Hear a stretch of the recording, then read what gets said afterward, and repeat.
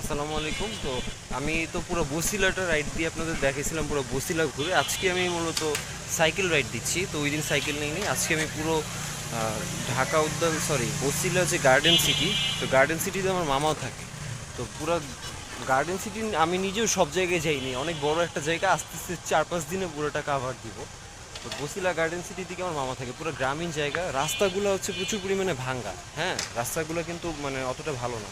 রাস্তা ভাঙা খুব কষ্ট হচ্ছে, বৃষ্টির মধ্যে তো প্রচুর কাদা থাকে, মানে রাইড দেওয়া এতটা মানে কষ্ট। ঢাকা শহরের মতো জায়গায় মানে গ্রামের একটা ফিল পাইতেছি, যে গরুগুলো একদম ছাড়া ছাড়া অবস্থায় আছে। তো আপনারা যারা ঢাকা উদ্যান, সরি বসিলা গার্ডেন সিটিতে থাকেন, অবশ্যই কমেন্ট করবেন এবং কমেন্টে জানাবেন। আমার মামাও এখানে থাকে, মামা না থাকলে এখানে আসা হতো না, মামার কারণে আর কি আসা হয়।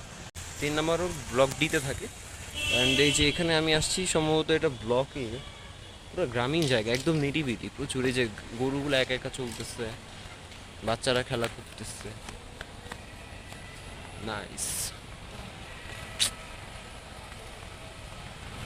সাইকেলটাও একটু নজরে রাখতে হবে, নাহলে কোন সময় সাইকেল গায়েব হয়ে যায় বলা যায় না, কারণ গ্রামীণ জায়গা তো। ও মাই গড।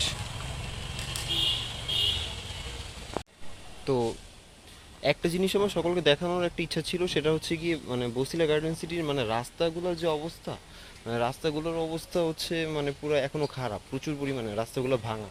কিন্তু বাড়িগুলো মাশাল্লাহ, বাড়ি যেগুলো হচ্ছে মাশাল্লাহ।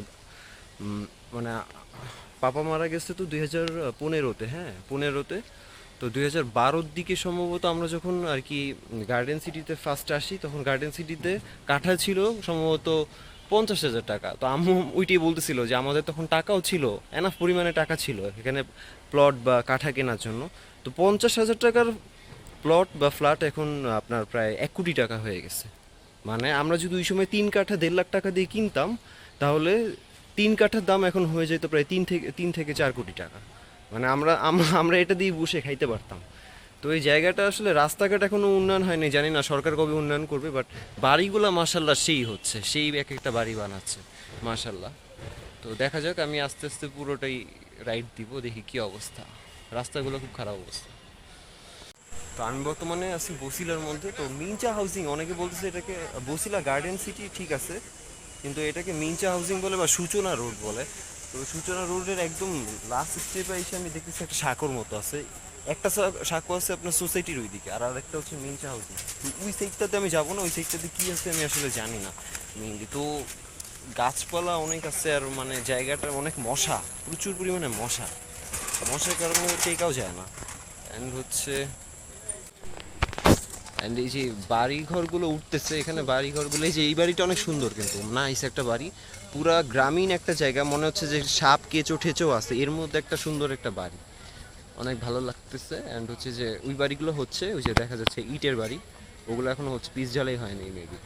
অ্যান্ড হচ্ছে চাঁদ দেখা যাচ্ছে। আর হচ্ছে এই সাঁকোটা পার ওই সাইডে যেতে হবে, আমি ওই সাইডে যাবো না আজকে। তো প্লট নং 286, বসিলা গার্ডেন, পুরো গ্রাম একটা। ওই দেখেন আকাশে, আকাশ দিয়ে প্লেন যাচ্ছে, গার্ডেন সিটির মাথার উপর দিয়ে প্লেন যাচ্ছে, খুব সুন্দর লাগতেছে দেখতে, দেখছেন?